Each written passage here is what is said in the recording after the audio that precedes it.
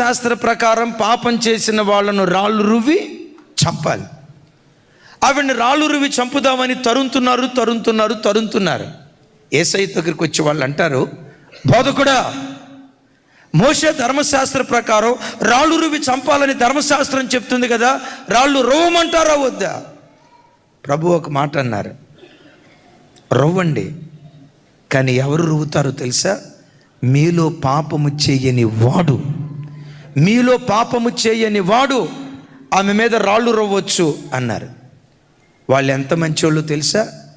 మనస్సాక్షి చేత గొచ్చబడినటువంటి వారే. రాళ్ళు అక్కడికక్కడే విడిచి చిన్నలు మొదలుకొని పెద్దల వరకు అక్కడి నుంచి వెళ్ళిపోయారట. ఒక్కడు కూడా మిగలలేదట.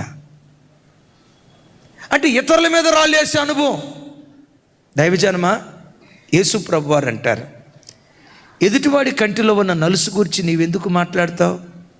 నీ కంటిలో దూలం ఉందయ్యా, నీ ఇంటిలో దూలం ఉందయ్యా, నీ ఒంటిలో దూలం ఉందయ్యా. నీ ఒంటిలో ఉన్న దూలాన్ని తీసుకో, ఎదుటివాడి నలుసును గురించి మాట్లాడొద్దు. శుద్ధీకరణ కోటాలకు వచ్చిన మనందరి బ్రతుకులో బిడ్డలారా, ఎవరిని గూర్చి మనం మాట్లాడకుండా నీవెలా ఉన్నావో నిన్ను నీవు విమర్శ చేసుకో, జీవితం దిద్దపడుతుంది అంతే.